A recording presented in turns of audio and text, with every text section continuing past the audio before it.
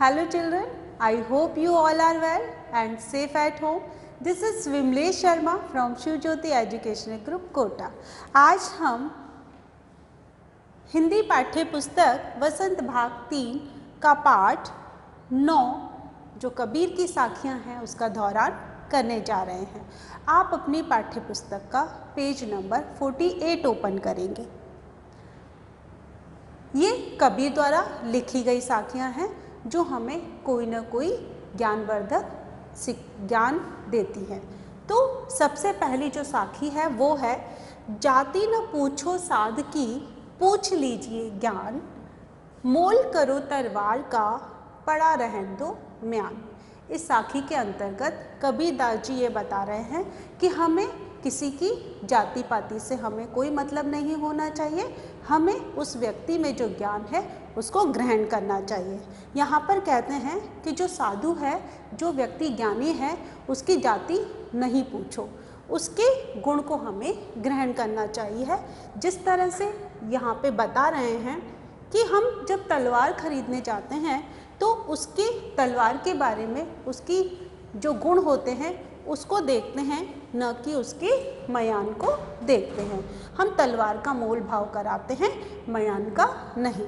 हमारी जो दूसरी साखी है वो है, आवत गारी एक है उलटत होई अनेक, कह कबीर नहीं उलटिए वही एक की एक। यहाँ पर इस साखी के अंतर्गत कबीरदास जी कहना चाहते हैं कि अपशब्द का जो हम उत्तर अपशब्द में न कहें, हम मौन रहकर उसका उत्तर दें। यहाँ पर कबीरदास जी कह रहे हैं कि आवत गारी एक है, यदि आपको कोई व्यक्ति अपशब्द कहता है तो उल्टत होई अनेक, हमें उलटकर उसको कोई जवाब नहीं देना चाहिए, क्योंकि कह कबीर नहीं उलटिए वही एक की एक। अगर हम उसे पलटकर गाली नहीं देते तो वो जो एक गाली, जो एक अपशब्द उसने बोले हैं, वो एक का एक ही रह जाएगा।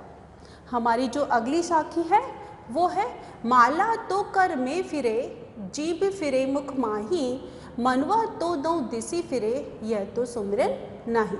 इस कबीर के इस साखी के द्वारा कबीरदास जी ये कहना चाह रहे हैं कि जो इंसान आडंबर और ढोंग करता है उस पर करारा प्रहार किया है उन्होंने। वह कहते हैं कि जो आडंबर करते हैं, ईश्वर का जो भक्ति करते हैं, वो पूरी दिखावे के रूप में करते हैं, वो नहीं करनी चाहिए। मनुआ तो दो दिसी फिरे यह तो सुमिरन नाई। अगर आपका भक्ति करते समय अगर मन चारों तरफ घूमता है तो वो भक्ति नहीं कहलाती। हमारी अगली साखी है, कबीर घास न नी दिए जो पाँव तली होई, उड़ी पड़े जब आँख में खरी दुहेली होई। यहाँ पर कबीरदास जी कह रहे हैं कि जो समाज में निम्न वर्ग के लोग हैं, जो कमज़ोर लोग हैं, उनकी उपेक्षा हमें नहीं करनी चाहिए। वो यहाँ पर कह रहे हैं कि जो हमारे पैर के नीचे जो घास है, जो तिनका है, उसका हमें अपमान नहीं करना चाहिए। अगर वह जब उड़कर हमारे आँख में लगती है तो उससे हमें बहुत दुख होता है। तो उसी प्रकार से हमें निम्न वर्ग के जो लोग हैं उनका अपमान नहीं करना चाहिए, उनकी उपेक्षा नहीं करनी चाहिए, नहीं तो वह हमें कष्ट पहुंचा सकते हैं। जो हमारी अगली साखी है वो है, जग में बैरी कोई नहीं जो मन शीतल होए, या आपत को डारी दे दया करे सब कोई। यहाँ पर कबीरदास जी कह रहे हैं कि हमें अपने अभिमान और घमंड को त्याग देना चाहिए, क्रोध को त्याग देना चाहिए, हमें प्रेम भाव से व्यवहार करना चाहिए। तो यहाँ पर वो कहते हैं कि इंसान को शीतल शांत रहना चाहिए। अगर वह अपने त्याग और क्रोध को त्याग देता है तो ऐसे व्यक्ति शीतल होते हैं, शांत होते हैं, और जब वो अपने घमंड और क्रोध को त्याग देता है तो ऐसे व्यक्ति की सभी सहायता करते हैं, सभी मदद करते हैं। तो अब हम जानेंगे इनके कुछ अभ्यास प्रश्न, इनका दोहरान करेंगे।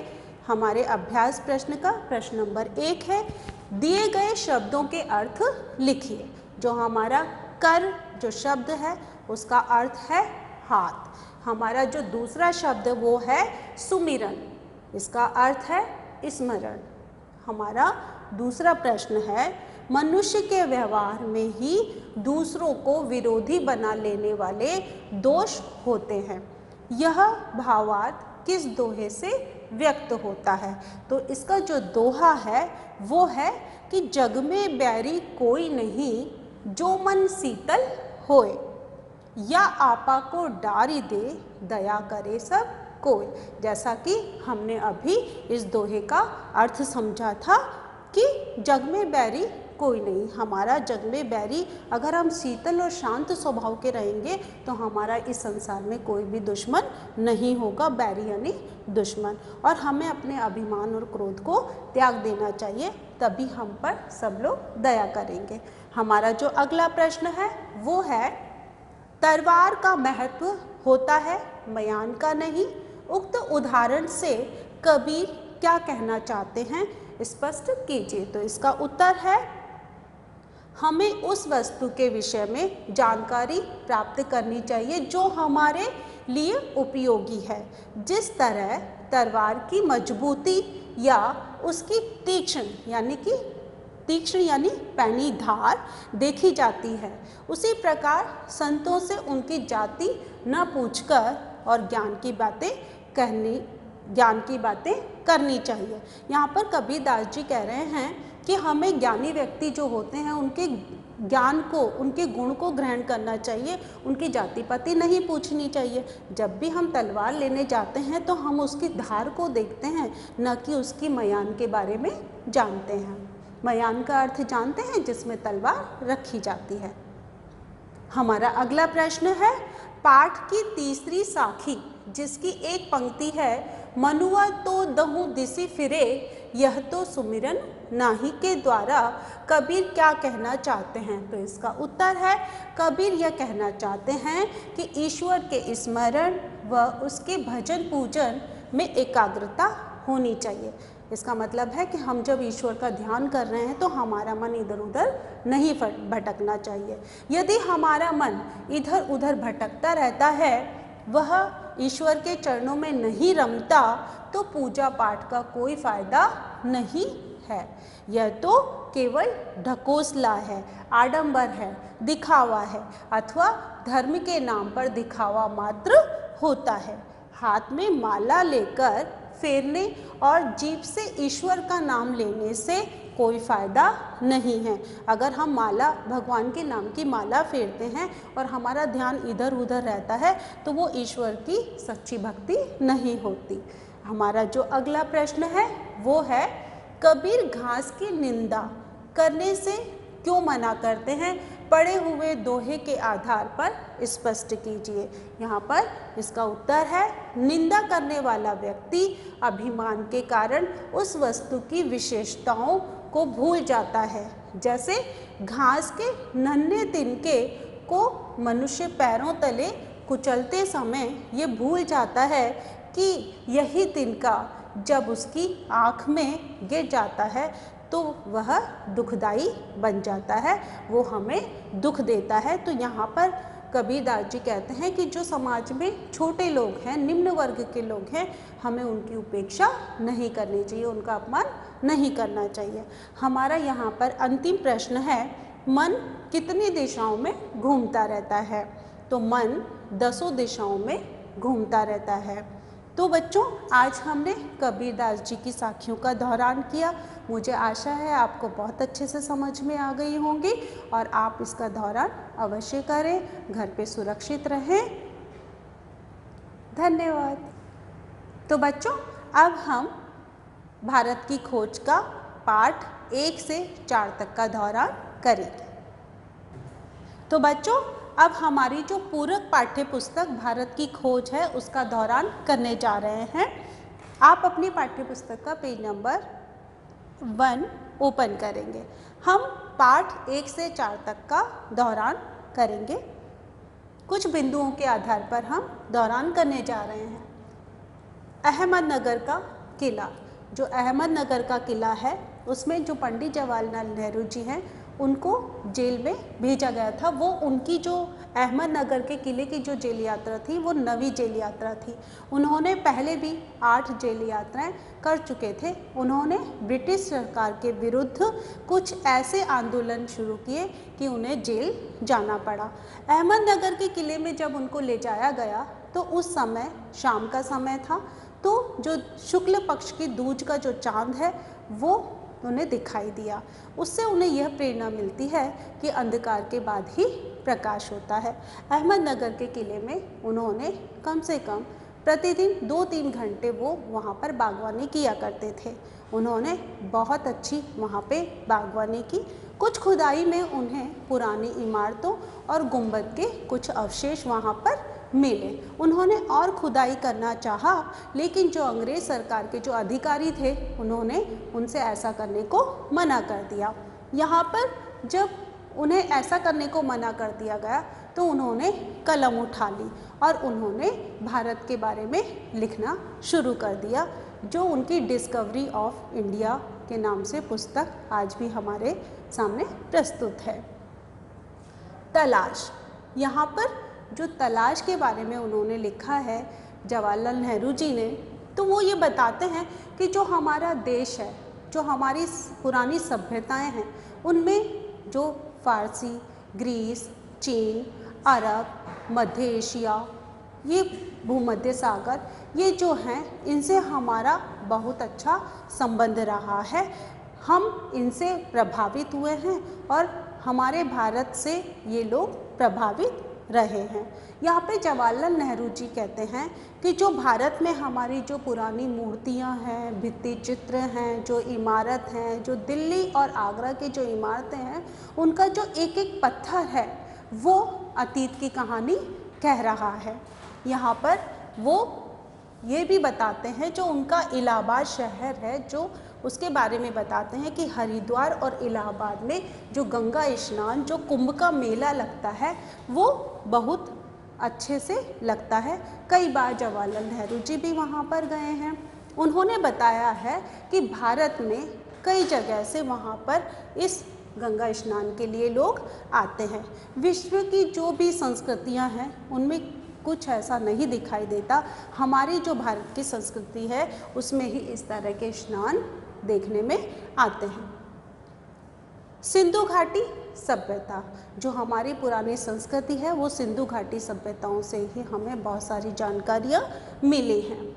आर्यों का आना, जो हमारे आर्य हैं, जो हमारे देश में जब आर्य आए तो इस संस्कृति के कम से कम 1000 वर्षों बाद आना उनका माना जाता है। प्राचीन धर्म और ग्रंथ, जो हमारे यहाँ पर जो आर्य लोग आए थे, तो जो हमारी संस्कृति है उसका जो पुराना इतिहास वेद को माना जाता है। उसके बाद उपनिषद आए, बहुत सारे महाकाव्य आए, बहुत सारे धार्मिक ग्रंथ जैसे कि रामायण है, भगवत गीता है, महाभारत है, और भी कुछ ऐसे जैसे जैन धर्म है, उनकी जो शिक्षाएं हैं, बौद्ध धर्म है, उनके बारे में भी हमें जानने को मिलता है। प्राचीन धर्म ग्रंथ, इसमें हमें बहुत सारे धर्मों के ग्रंथ जानने को मिलते हैं। जैन धर्म और बौद्ध धर्म, जो जैन धर्म और बौद्ध धर्म थे तो कुछ ऐसे राजा हुए जिन्होंने इनका प्रचार प्रसार बहुत अच्छे से किया, जैसे कि अशोक युद्ध लड़ते लड़ते इतना ऊब गए थे कि उन्होंने फिर अंत में युद्ध करना समाप्त कर दिया और बौद्ध धर्म का प्रचार प्रसार किया। युगों का दौर, इस तरह से युगों का दौर चलता रहा, युग पर युग बीतते चले गए, तो मौर्य जो साम्राज्य था उसका अवसान हो गया, यानी वो समाप्त हो गया। अब धीरे धीरे हमारे भारत के जो पश्चिमी और उत्तर के जो स्थान है वहाँ से अन्य जातियाँ हमारे भारत में प्रवेश करने लगी। बहुत सारे जाति वर्ग हमारे यहाँ पर आए। उसके बाद शुंग वंश आया, उसके बाद कुषाण काल आया, जिन्होंने जो हमारा बौद्ध धर्म है, हीनयान और महायान, इसके बारे में जाना और इनका प्रचार प्रसार किया। फिर शुरू हुआ हमारा गुप्त शासन में राष्ट्रीयता। इसके बाद गुप्त शासन आया, जो हमारे विदेशों से जो यहाँ पर आकर शासन करते थे, इसके प्रति जो आवाज़ उठाई वो थे चंद्रगुप्त मौर्य। उन्होंने क्या किया? चंद्रगुप्त, उन्होंने विदेशी जो जातियाँ थी उनके खिलाफ विरोध किया और एक अपना साम्राज्य स्थापित किया। उसका जो शुरुआत आरंभ मानी जाती है वो 320 ईस्वी से मानी जाती है और कहीं ना कहीं उन्होंने 150 वर्षों तक हमारे देश में राज किया। तो बच्चों, हमने अभी भारत की खोज पाठ के 1 से 4 तक का दोहरान किया। अब हम इसके अभ्यास पुस्तिका के कुछ प्रश्नों का दोहरान कर लेते हैं। तो हमारा प्रश्न नंबर 1 है, जवाहरलाल नेहरू की 9वीं जेल यात्रा कौन सी और कहाँ थी? यहाँ चांद उन्हें क्या प्रेरणा देता रहा? इसका उत्तर है अहमदनगर का किला नेहरू जी की 9वीं जेल यात्रा थी। यहाँ चांद उन्हें यह प्रेरणा देता रहा कि अंधकार के बाद प्रकाश अवश्य आता है। हमारा जो दूसरा उत्तर है, प्रश्न है, वो है जवाहरलाल नेहरू को इस जेल यात्रा से पहले कितनी जेल यात्राएं और करनी पड़ी थी तथा क्यों करनी पड़ी थी? तो इसका उत्तर है जवाहरलाल नेहरू जी को इस जेल यात्रा से पहले 8 जेल यात्राएं देश को ब्रिटिश शासन के विरुद्ध स्वतंत्र कराने के लिए करनी पड़ी थी। जो हमारे यहाँ पर भारत में ब्रिटिश शासन था उसके प्रति उनने आवाज़ उठाई थी और उस आवाज़ को उठाने की उनकी सज़ा ये थी कि उन्हें बार बार जेल जाना पड़ता था। हमारा जो अगला प्रश्न है वो है, प्राचीन भारतीय सभ्यता का निकट संबंध किसके साथ निरंतर बना रहा? कुछ ऐसे हमारे देश थे पुराने समय में जिनसे हमारा संबंध बराबर बना रहा, वो कौन से थे? तो प्राचीन भारतीय सभ्यता का फारस, मिस्र, ग्रीस, चीन, अरब, मध्य एशिया और भूमध्य सागर के लोगों से निकट संबंध निरंतर बना रहा और यह निकट संबंध से उनसे हमने बहुत सारी चीज़ें सीखी और उन्होंने हमसे बहुत कुछ सीखा। हमारा जो अगला प्रश्न है वो है, इलाहाबाद तथा हरिद्वार क्यों प्रसिद्ध हैं? पाठ के आधार पर लिखिए। तो इसका उत्तर है कि इलाहाबाद तथा हरिद्वार के मेले में हजारों की तादाद में यानी हजारों की संख्या में श्रद्धालु गंगा स्नान करने आते हैं। ऐसी आस्था विश्व की किसी भी सभ्यता में दिखाई नहीं देती। जो आस्था हमारे यहाँ पर कुंभ के मेले और गंगा स्नान की जो दिखाई देती है वो किसी भी अन्य विश्व की जो बहुत सारी संस्कृतियाँ हैं, सभ्यताएं हैं, उनमें देखने को नहीं मिलती, जो हमारे भारत में मिलती हैं। हमारा जो अगला प्रश्न है वो है, सिंधु घाटी सभ्यता किन स्थानों पर देखने को मिलती है तथा ये स्थान कहाँ पर स्थित है? तो इसका उत्तर है सिंधु घाटी सभ्यता सिंध में मोहनजोदड़ो और पश्चिमी पंजाब के हड़प्पा क्षेत्र में देखने को मिलती हैं। यह सभ्यता गंगा घाटी तक फैली हुई है। जो ये सभ्यता है वो गंगा जो घाटी है उस वहाँ तक फैली हुई है। हमारा जो अगला प्रश्न है वो है, भारत में आर्यों का आगमन यानी उनका आना कब और कहाँ से हुआ? तो इसका उत्तर है कि भारत में आर्यों का आगमन यानी उनका आना सिंधु घाटी सभ्यता के लगभग 1000 वर्ष बाद हुआ था। यह पश्चिमोत्तर दिशाओं से जातियों एवं कबीलों के रूप में एक एक करके आए थे।